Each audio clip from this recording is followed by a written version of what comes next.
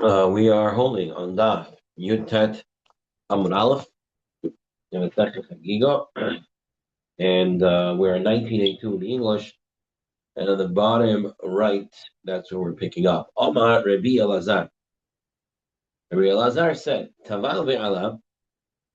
If a person went to the mikvah and then he came out of the mikvah, Machazik atzmo l'choma shiritzeh. He after coming out of the mikvah, he can decide which level of tahara he wanted. So we know from a biblical standpoint, person goes into the mikvah, he is tahar. Chachamim put in that the person has to have some kavanah which level of tahara he wants to be for, whether it's for chulin, whether it's for maaser sheni, whether it's for teruma, whether it's for korbanot, whether it is for mechatat, for the paraduma. That there are different levels that a person has to choose. So this statement of Rabbi Elazar is saying the person went to the mikvah, he came out of the mikvah, and now he can choose where he wants to be at what level. Now, this is a little bit difficult before we even continue the Gemara, because our Mishnah said that the person went to the mikvah when he had no kavanah. Well, guess what? It only works for chulin. So, and doesn't work for anything else. So how can how can Rabbi Elazar say opposite of the Mishnah? He's saying if you didn't have any kavanah, then you can choose afterwards. So the way the Mefarshim, the Turi Evan, the Siach Yitzchak, the way they build up this Gemara is as follows: that our Mishnah talks about person goes into the mikvah with no kavanah other than, hey, I'm going into a bath. I really want to play around in a pool or something like that, right? So in that sense, going in only works for chulin and nothing else, and you can't do anything about it afterwards. But in our case, in this Gemara, the guy went in with a general understanding that I'm going to the mikvah to be taught. So he had the general kavanah. He didn't choose which level. Now that he comes out, he is choosing. Okay, that's the way the Siach Yitzchak and the Turi Evan understand this Gemara. Tosafot understands it a little bit differently. Tosafot understands it that this is only true while the person is still wet. What difference would it make?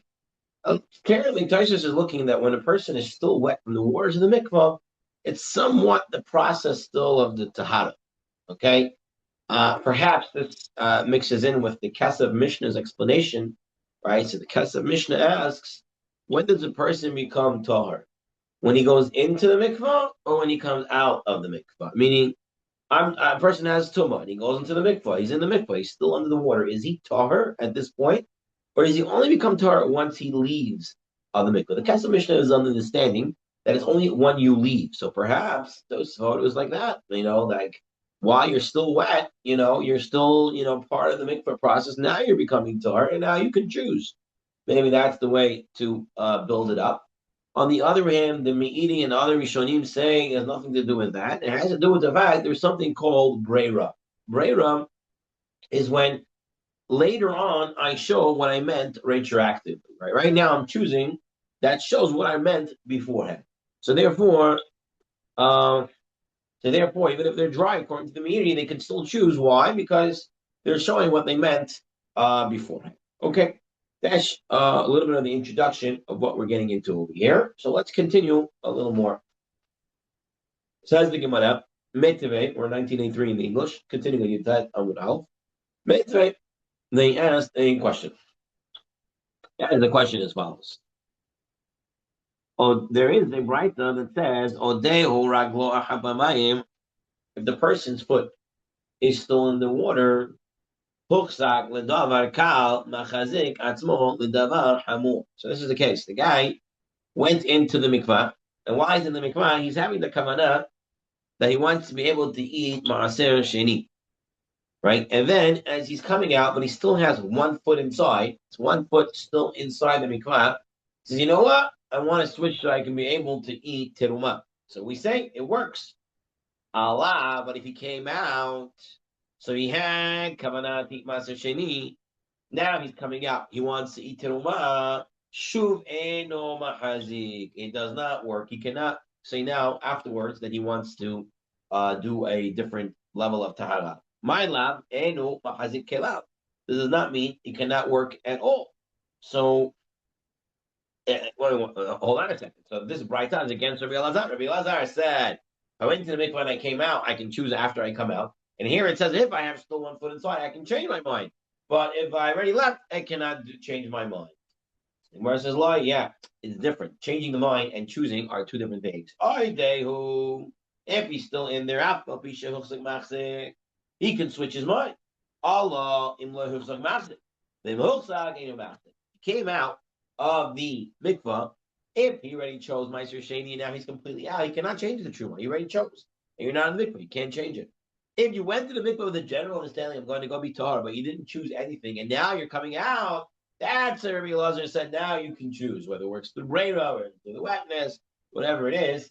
The difference between having chosen and not chosen at all, and just had a general understanding. So it comes out so far. We have Rabbi Elazar. Rabbi Elazar is of the opinion that if you go into the mikvah with a general kavanah of being tar, but not choosing which one, you can choose after you come out. And we had the Braita that said that if you chose while you're in the mikvah, you can only change it if you're still in the mikvah somewhat, with your foot still inside. And if you already came out, you cannot change what you chose. It does not work. It only works if you didn't choose anything. Then you can change after you came out.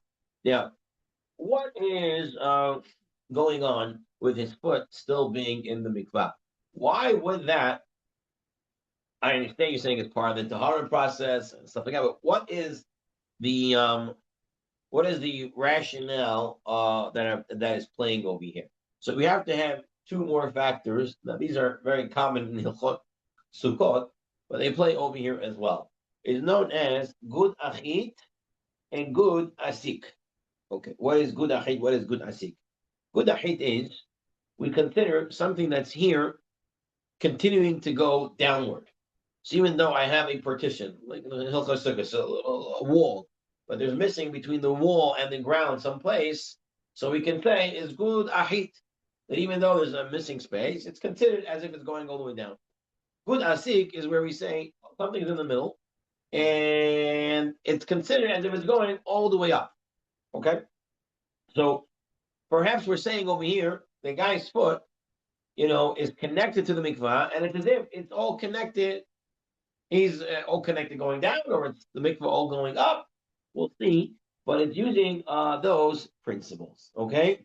Now let's take a look further in the Gemara. Mantana, who is this Braita? Who is the author of this Braita? Who said, "Odeo raglo achapamayim."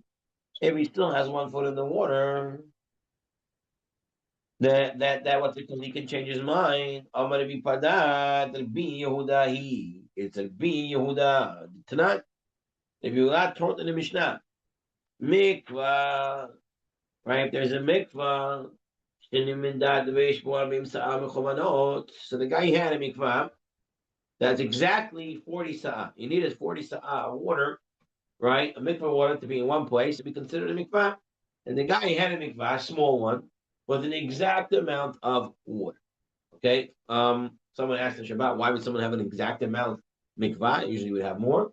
And we said that perhaps in the ancient days, especially in Eretz Yisrael, which is a lot of it, the Judean desert and stuff like that, like, water is a commodity. And it's not so simple having like a huge mikvah, right? So, okay. So the case is there is a exactly Avoim so a mikvah. And now you have two people going into the mikvah, one after the other. So it says, Harishon tahor v'asheni tameh. The first one is tahor, and the second one is tameh. Why? What would be the reasoning? What the rationale is? The first guy goes in, and as he comes out, he's taking some of the water with him, right? The water, and it sticks onto his body. He comes out with the water. You come out of the shower. You come out with the water. You come out of the mikveh. You come out with the water on you. So the avoim saw is no longer avoim saw. And if it's no more avoim saw, then it's not a kosher mikvah. So the first one is tar because he went in when there was 40, and the other one doesn't have 40. Yehuda says, "Im hayura glav shall rishon noge od b'mayim avasheni tahor." And Yehuda says, if the first guy's foot is still in the water, then what? Even the second guy is tahor. Why is that? What's the rationale of Yehuda? Is gudahit. Since this guy the first guy went in, he has the water on him, and his foot is still in the water. right? So it's as if all the water that's on him is in the water. And as such, what do you have? You have a barim saw because the water on the person and the water in the mikvah is all the water. And now the second guy is going in there using the principle of good achit. It is good. Amr Rav Nachman, Amr Rabba Bar Avuha. So Nachman, but before we move on, so this is where Rabbi Padat gets it. That's Rabbi Yehuda. Rabbi Yehuda holds that if I put my foot in, the second guy goes in, it's considered that he's tar. So he's the one who said that if a person is still foot in the water, he can still change his mind which tahara process he wants. Now, it's not entirely similar because in this case where it says Rabbi Yehuda, it's talking about good achit, right? Going down, the water going down. It's on him and considered going down. The person can use it for a boy himself.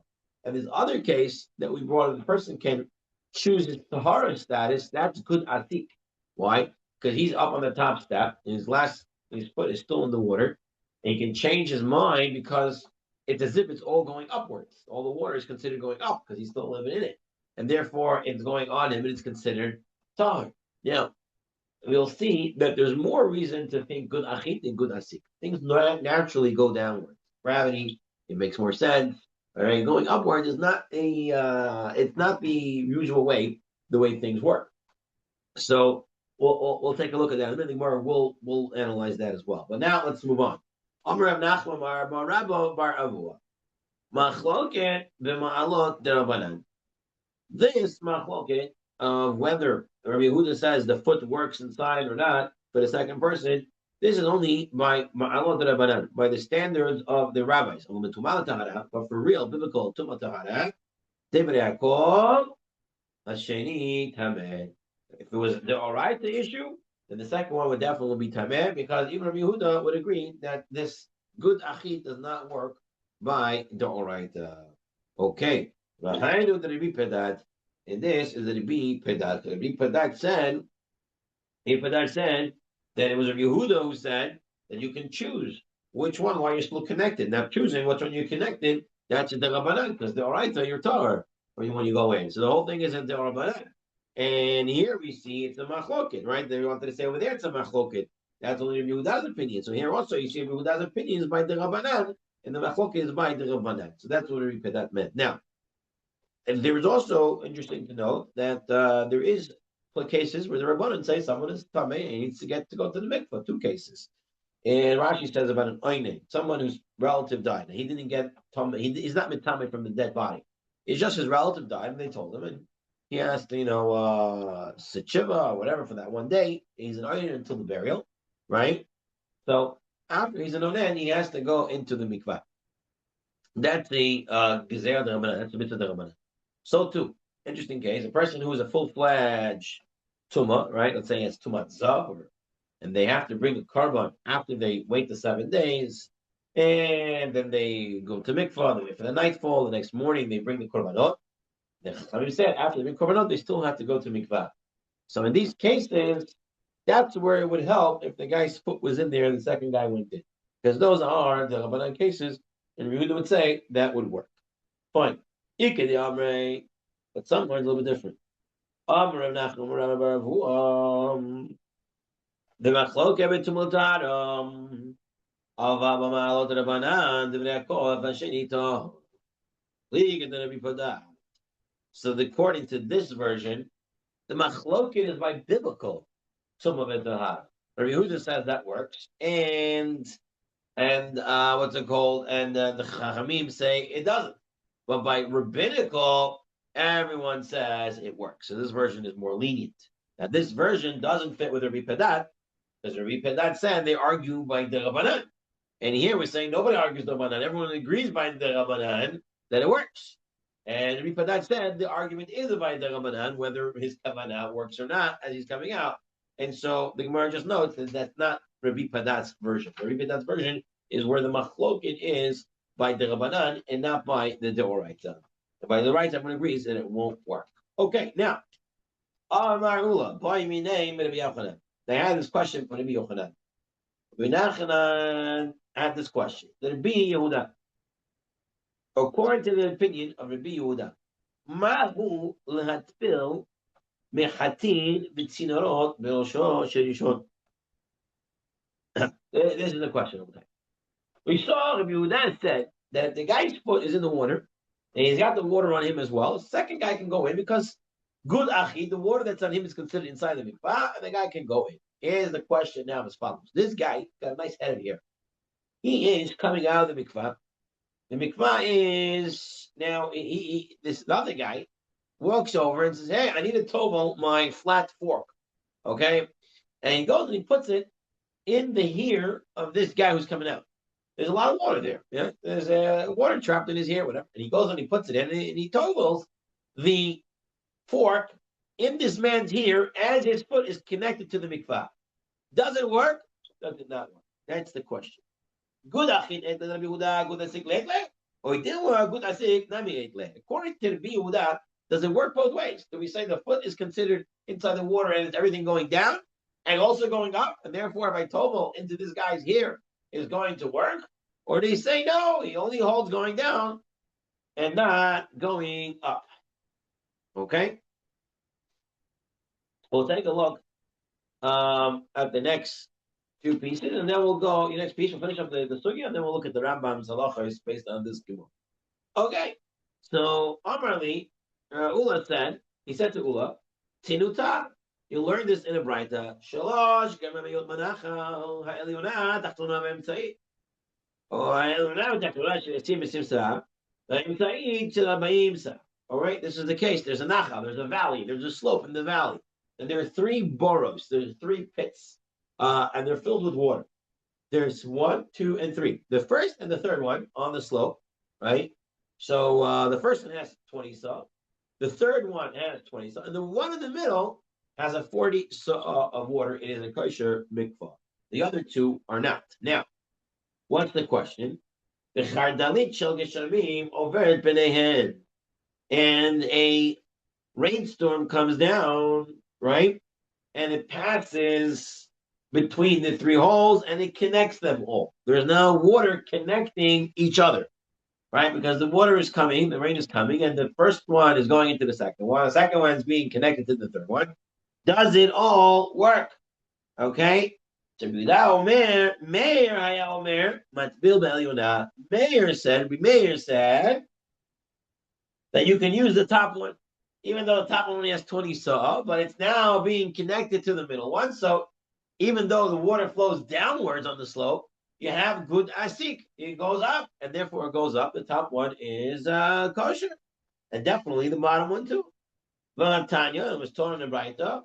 Rabbi Yehuda says, Meir hayoimer matba bel yona. Meir said you can use the top one. Vani oimer.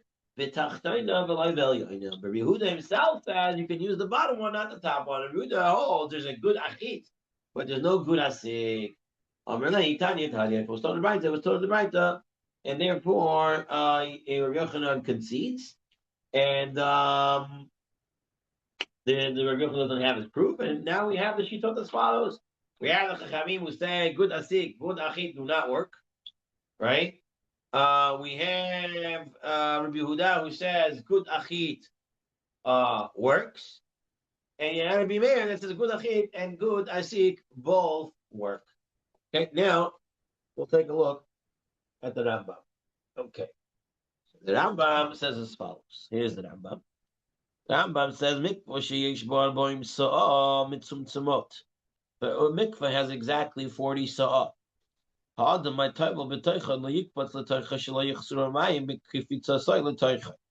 one, if the person is going to go use a 40 saw mikvah of water, which has exactly enough, don't jump into it.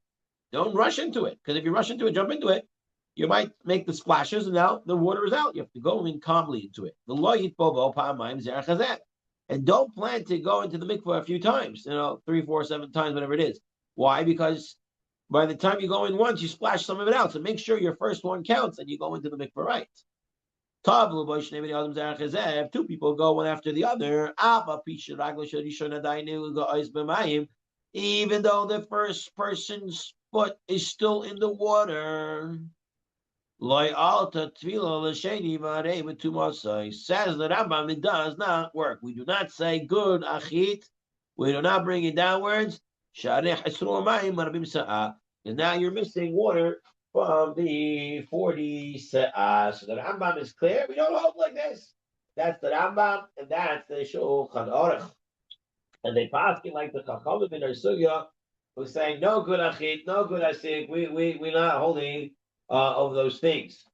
Of a hatur, with the Tur and Rebbeinu Yeruchim, they say like Rabbi Yehuda, that they say if the foot's still there, it's going to work. So it is not looking for scheme. But Shulchan Aruch and the Rambam, for we say it will not work. No good achit, no good asik. It does not work. Okay. Next case that we had. Shlosh Gomot Shemanachal. You have 3 pits. I haven't talked about the other. You have 20 and 20 saw the top and the bottom one. These are separated, different pits. They don't connect naturally. And you have the middle 40 saw pit. And water starts to pour. Even though one comes out from the other one, this is not iruv. It's not considered connect. It's not considered mixed. Only you can use the middle one.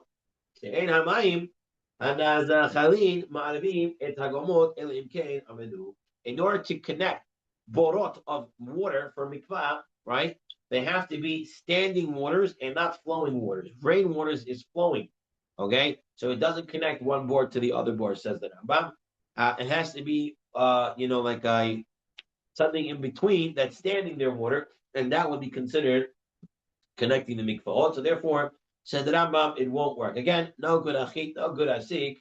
Turns out that the Rambam, at least for our understanding, at least definitely the right level, no.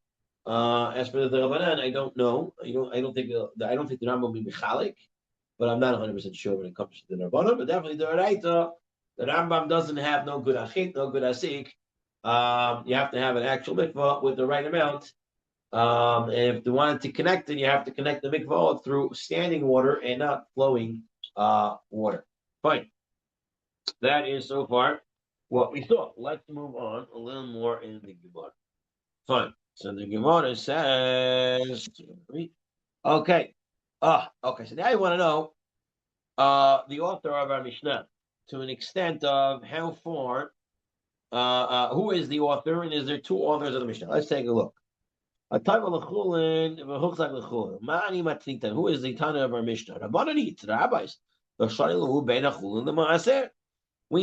We saw already in the Mishnah in Parab, right, that we brought down on Daf Yudchet, that said that according to the Bimeir, you don't have to wash your hands, not for Chulin and not for Maaser Sheni, right? If the hand is a Sheni L'Tumah.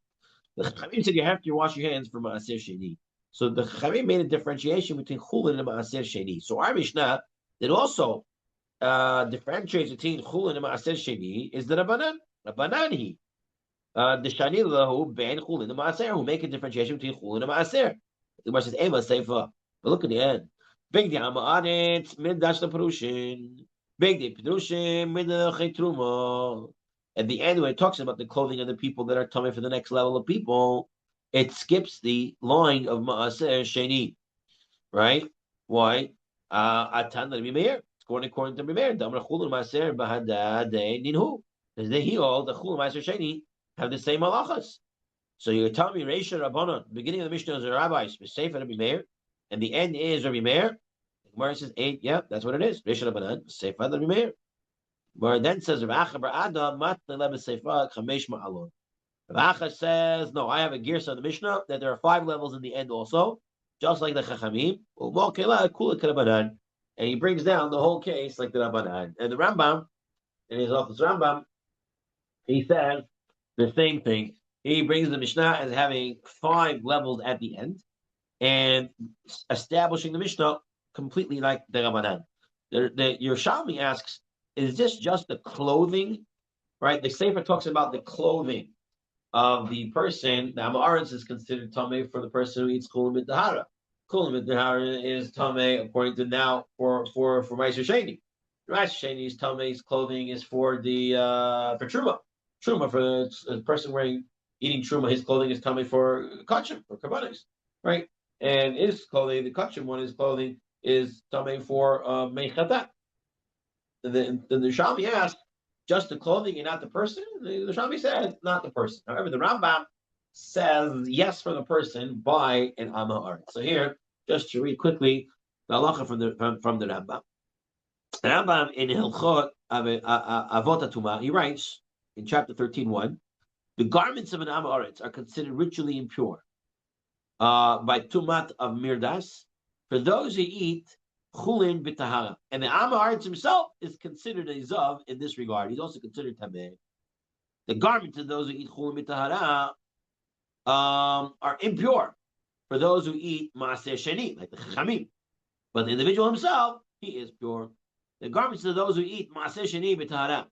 And for those who eat Truma, the garments of those who eat Truma are ritually impure for those who take care of the Korbanot. However, they themselves, both the Maaseh Sheni and Truma, they are tar. The garments, but not the bodies of those who eat Korbanot, are ritually impure by treating for the waters of the red heifer. So for the Mechatat. So according to Rambam, the Amaretz, he himself and his clothing are tamei for all the other levels. However, for everyone else, it's just their clothing, and it's exactly the and not the person himself. Okay? One more piece of Gemara for today. Omar Rav Mori. Rav Mori said, Shema Mino. Let's learn from here, from our Mishnah, Chulin Shnasu Atarat Kodesh, Ke Kodesh Damu.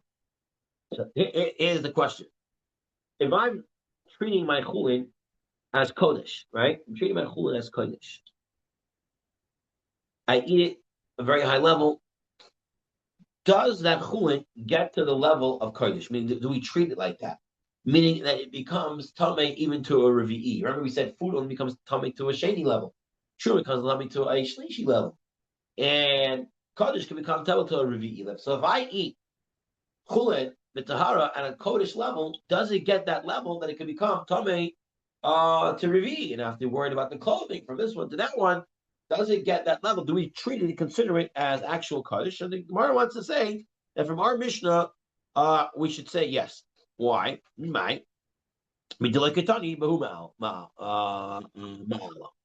says the Gemara, because since the Mishnah didn't say Chulim B'Tahara, right? It's this level, right? Why doesn't it say it? Obviously, Chulim B'Tahara is not regular Chulim. It's something else. And since it didn't bring any other a level, it must be it's treated as the level that it is treated as. That's why the Mishnah didn't have to say it. Oh, because it's not an in-between level. It is the level that you decide to make it. If you make it Truma, it's Truma. If you made it Kaddish, it's Kaddish. Whatever you treat it as, that's what it is. Now, why would someone, I forgot to mention this, why would someone want to treat something chulin more tahar than it is? So Rashi says, because let's say the guy always eats Truma, so he wants everything to be eaten with tahara or Truma, so they never make a mistake. Or someone who always eats everything but kodesh because he eats carbonates and he wants to eat his chulin also. This way he doesn't make a mistake ever, right? This reminds me on the flip side, just agad. People, they have the refrigerators with the lights. In the olden days, you're able to screw off the lights. Some people would screw it off, so this way the whole week. This way on Shabbos, I don't mess up and have the light in, right? So treat everything always for that.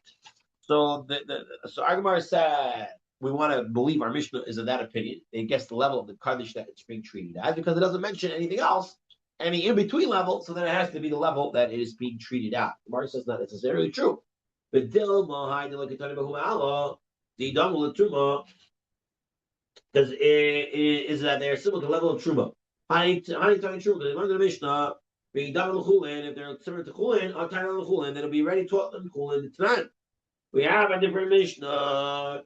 A Mishnah in Taharis that says, we have an opinion that doesn't make a difference. If you treat Chulin Kodesh, it's still Chulin, or doesn't represent the Goymer. Truma. So maybe our Mishnah is of this opinion. It's either Truma or it is Chulin. And it's never going to be considered Kodesh, even if I treat it with Kodesh.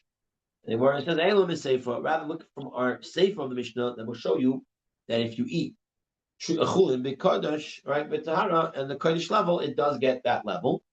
Yosi ben Yoezer haya hasid shebekuna v'haya b'tachato midras l'kodesh. Yosi ben Yoezer, he was a chassid in kahuna and for truma, Yet his napkin, his clothing, would make tame for kodesh.